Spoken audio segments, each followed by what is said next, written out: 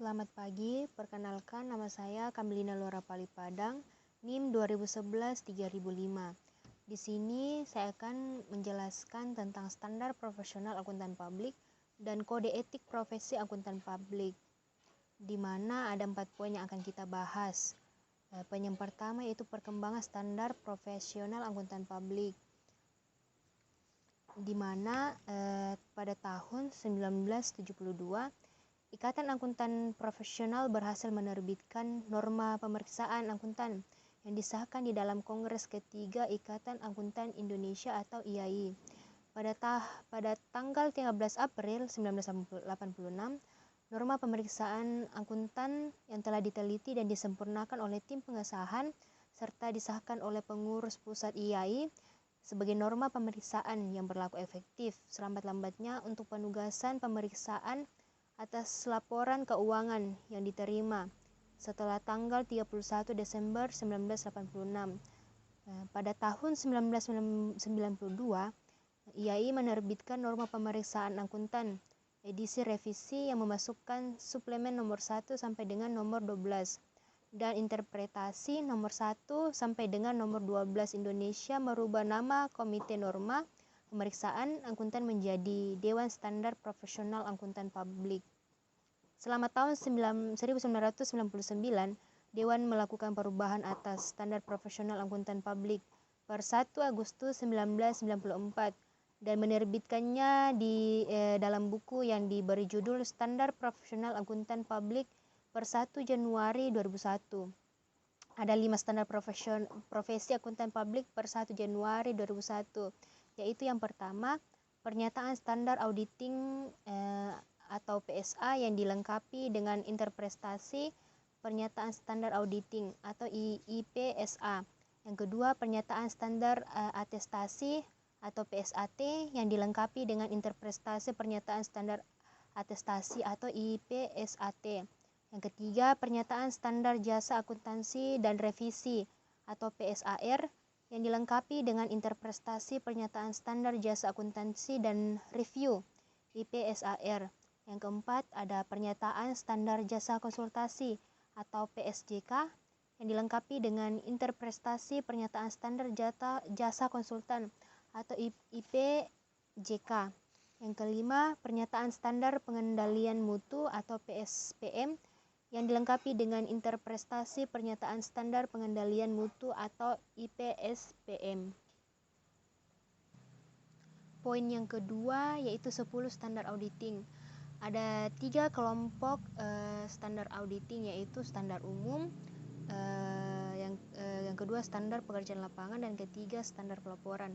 Di standar umum ada 3, yaitu yang pertama competence, di mana audit harus dilaksanakan oleh seorang atau lebih yang memiliki keahlian dan pelatihan teknik yang cukup sebagai auditor, yang menjelaskan bahwa seorang diharapkan senantiasa memiliki kemampuan di bidang akuntansi dan juga di bidang audit, karena jika tidak memiliki kemampuan tersebut maka tidak memenuhi persyaratan standar auditing.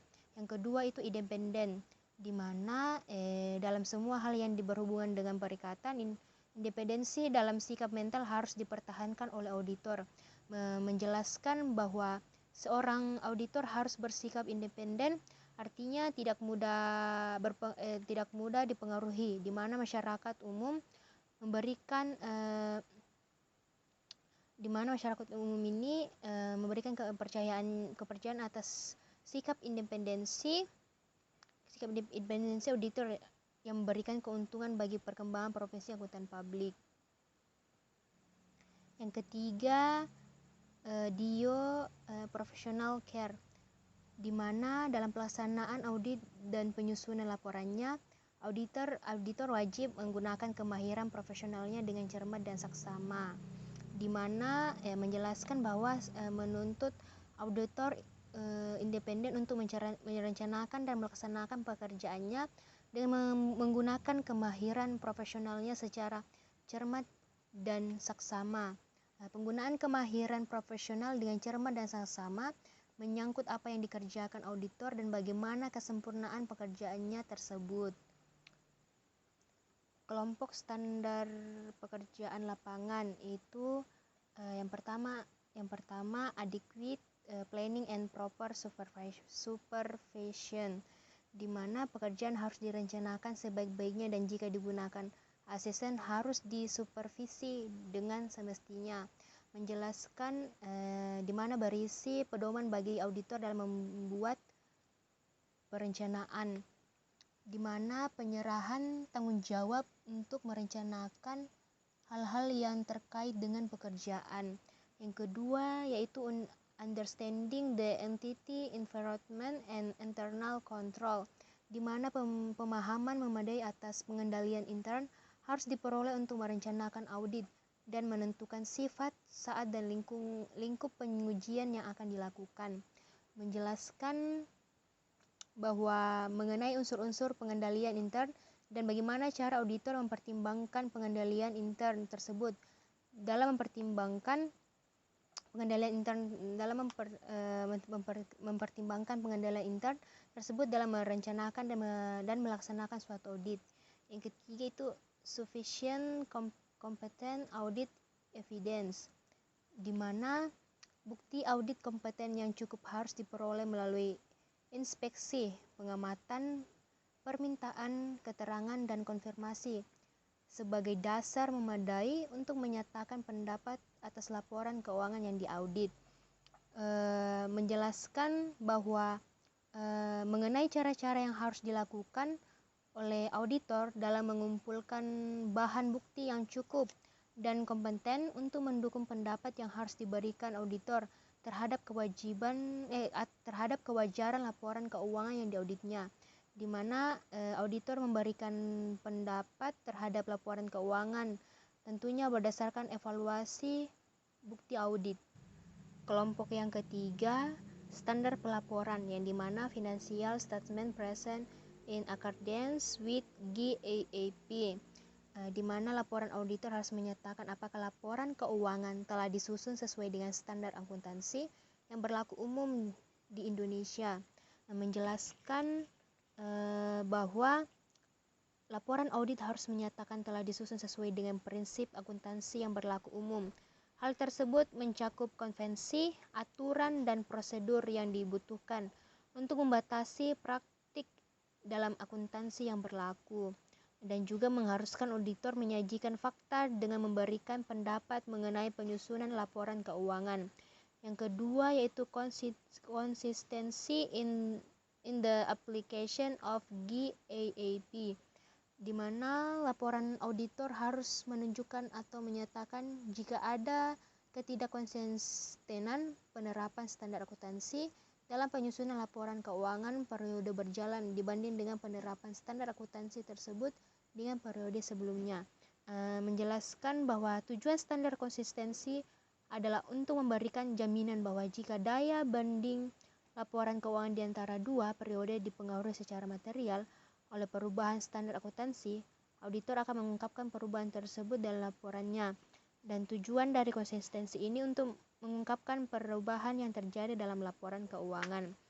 Dan ketiga yaitu adequacy of informative disclosures, di mana pengungkapan informatif dalam laporan keuangan harus dipandang memadai kecuali dinyatakan lain dalam laporan auditor.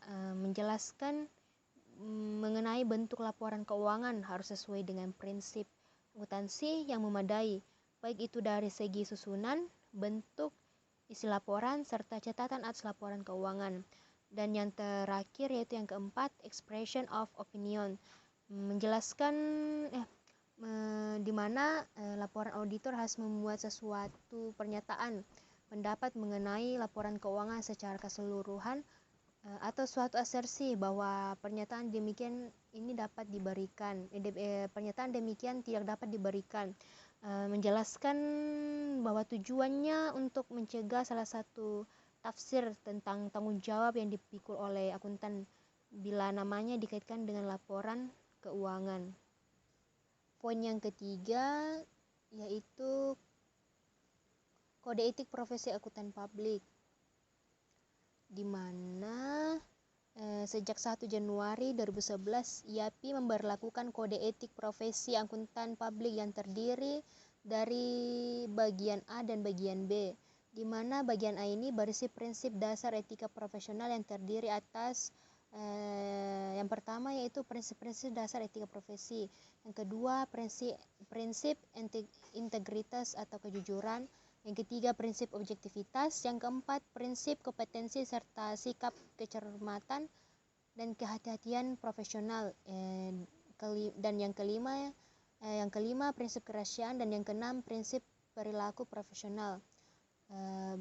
Bagian B yaitu aturan etika profesi yang terdiri atas satu ancaman dan pencegahan, yang kedua penunjukan praktisi KAP atau jaringan KAP, ketiga benturan kepentingan, yang keempat pendapat kedua, yang kelima imbalan jasa profesional dan bentuk remunerasi lainnya, yang keenam pemasaran jasa profesional, yang ketujuh penerimaan hadiah atau bentuk keramah tamahan lainnya, yang ke-8 penyimpanan aset milik klien, yang ke-9 objektivitas semua jasa profesional, yang ke-10 independensi dalam perikatan asuransi.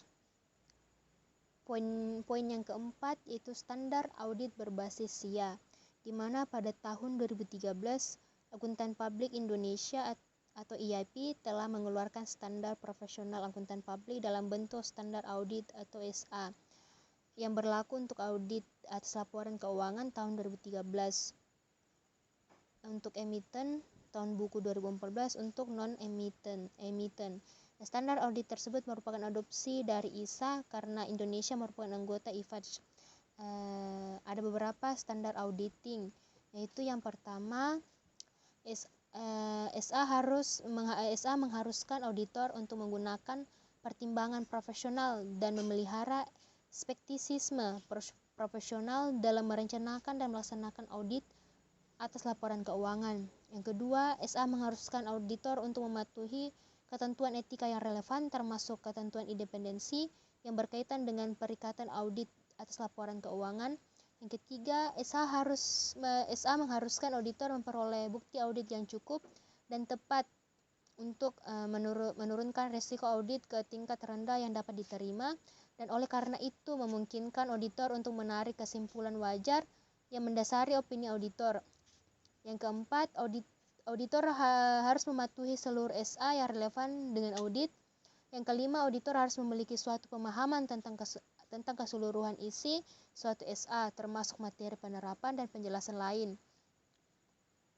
Yang keenam, auditor tidak diperkenankan untuk menyatakan kepatuhannya terhadap SA dan laporan auditor, kecuali auditor telah mematuhi ketentuan SA 200 dan SA lain yang relevan.